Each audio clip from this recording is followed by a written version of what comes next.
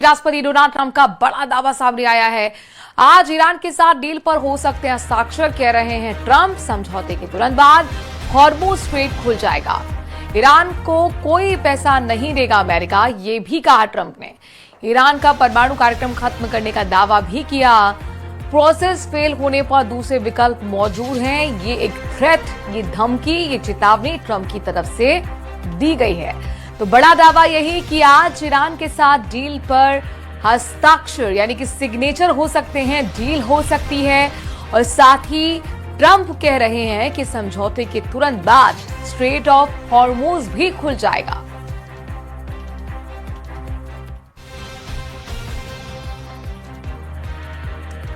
उधर अमेरिका और ईरान के बीच संभावित शांति समझौते की खबरों को लेकर ईरान में विरोध शुरू हो गया है। ईरान के कई शहरों में कट्टरपंथी समूहों ने विदेश मंत्री अब्बास अरगची और स्पीकर कालीबाफ के खिलाफ प्रदर्शन किया है। प्रदर्शनकारियों ने दोनों नेताओं पर अमेरिका के सामने झुकने के आरोप लगाते हुए इस्तीफे की मांग कर डाली। सड़कों पर उतरे लोगों ने समझौते के विरोध में जमकर नारेबाजी की।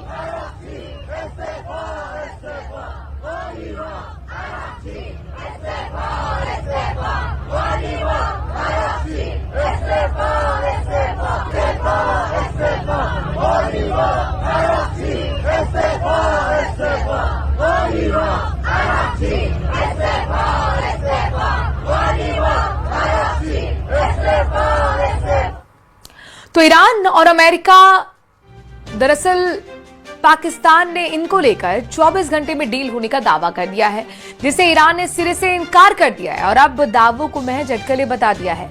उधर जिनेवा में अमेरिका ईरान के समझौते होने से पहले इजरायल ने बड़े हमले की धमकी देती है।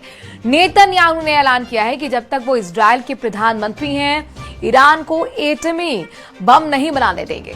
उधर ईरान ने अपने इस्फा एटमी सेंटर के सभी एंट्री गेट्स को बम लगाकर बंद कर दिया है। इस्फान साइट के पास बारूदी सुरंग भी बिछा दी गई है और इन सब के बीच तुर्की ने इजरायल से डायरेक्ट युद्ध के सिग्नल दे दिए हैं।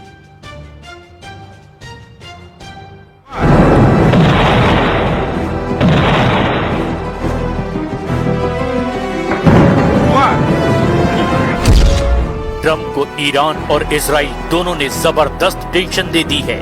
इजराइल ने तेहरान पर हमलों की धमकी दी है, तो ईरान ने यूरेनियम ग्रेड हथियारों को गुप्त अड्डों पर शिफ्ट कर दिया है। जिनेवा में ट्रंप ईरान से युद्ध समझौते को लेकर जितने खुश थे, उतने ही झटके लगने लगे हैं। इजराइल ने साफ कर दिया है कि ट्रंप की डील से उनके मकसद में कोई तब्दीली नहीं आने वाली। इजराइल ने ट्रंप के शांति के दावों के बावजूद लेबनान पर भीषण हमले जारी रखे हैं।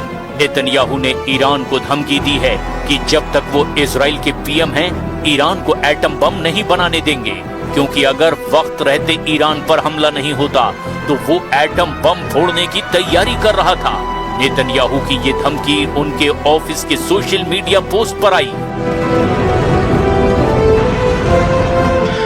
दूसरी तरफ ईरान ने भी इजराइल को धमकी दी है कि ट्रंप से चाहे जो भी डील हो, अपना यूरेनियम उन्हें नहीं सौंपने वाले। اساس این دارایی‌های ما هم آزاد خواهد شد و هیچ یک از دارایی ما نمیتونه مجدد مسدود بمانه. این که کاملا روشن است.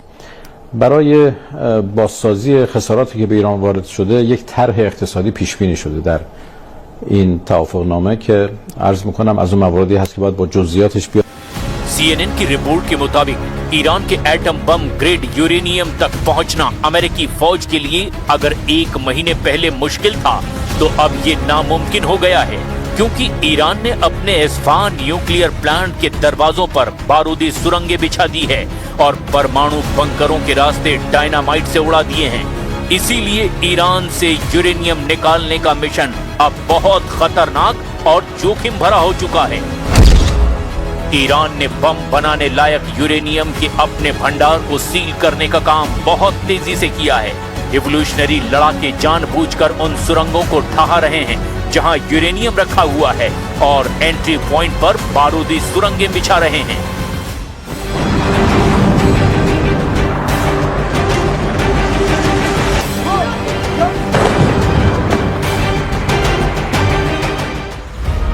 ईरान के पास 440.9 किलोग्राम यूरेनियम का अनुमान लगाया जाता है। इजराइल ने ट्रंप से कई बार ये अपील की है कि ये ईरान का यूरेनियम मिलिट्री एक्शन करके हासिल कर लेना चाहिए, लेकिन अब ईरान ने यूरेनियम साइट को ऐसी बारूदी बेसात बना दिया है जो वहां जाएगा सलामत नहीं लौट पाएगा। इस खबर के पीछे एक और खौफनाक थ्योरी सामने आ रही है। अमेरिकी विशेषज्ञ अब शक जता रहे हैं कि ईरान ने ट्रंप की आंखों में धूल झोंकने के लिए ये ड्रामा रचा है। आशंका ये जताई जा रही है कि एस्फान एटमी सेंटर के मलबे के नीचे अब कुछ ही नहीं बचा है, क्योंकि हथियार ग्रेड यूरेनियम को रेवोल्यूशनरी फोर्स पहले ही गुप्त अड्डों पर शिफ्ट कर चुकी है। एस्फान में चल रहे सभी एक्शन सुपर पावर को गुमराह करने के लिए हो रहे हैं। ये टाइमिंग बहुत कुछ बयां करती है। एक तरफ ईरान अमेरिका के साथ समझौते की मेज पर है, जहां उसे अपना यूरेनियम ट्रंप को सौंपना होगा। वहीं दूसरी तरफ ईरान ने एस्फान के सारे गेट बंद कर दिए हैं, ताकि ये कहा जा सके कि वो चाहकर भी यूरेनियम बाहर नहीं निकाल सकता, क्योंकि सभी रास्ते बंद हैं। मतलब ये कि ईरान एटम बमों को बचाने के सारे तरीके आजमा रहा है। तो वहीं इजराइल के लिए सबसे बड़ा थ्रेट बन करके अब तुर्की वॉर जोन में ललकारने लगा है।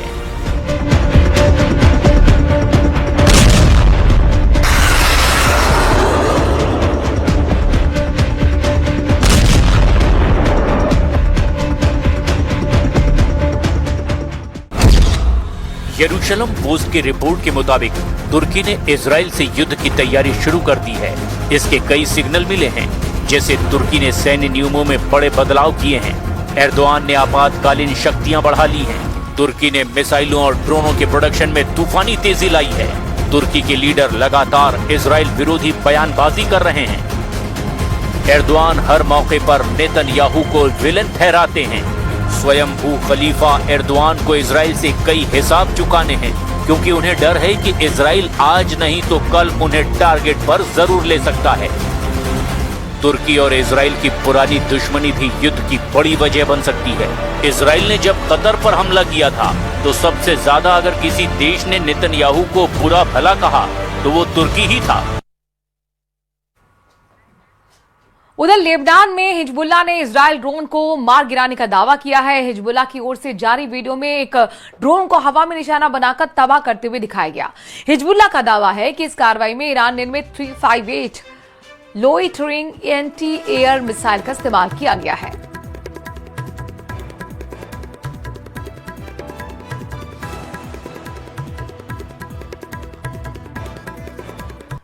तो जंग में पहली बार यूक्रेन ने पूरी तरह से एआई कंट्रोल ड्रोन का इस्तेमाल किया है। यूक्रेन के लगातार ड्रोन हमलों के बाद पुतिन ने पहली बार कबूल किया कि इससे रूस की अर्थव्यवस्था को नुकसान हुआ है। तो वहीं यूक्रेन के ड्रोन हमलों का जवाब देने के लिए रूस ने सैटेलाइट बेस्ड ड्रोन नेटवर्क तैयार करना शुरू कर दिया है। यूक्रेन का दावा है कि इस जंग में अब तक रूस के 13 लाख से ज्यादा सैनिक गंवा दिए गए हैं।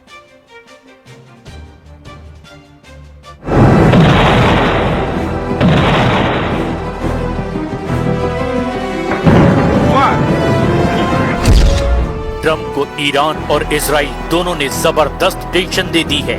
इजराइल ने तेहरान पर हमलों की धमकी दी है, तो ईरान ने यूरेनियम ग्रेड हथियारों को गुप्त अड्डों पर शिफ्ट कर दिया है। जिनेवा में ट्रंप ईरान से युद्ध समझौते को लेकर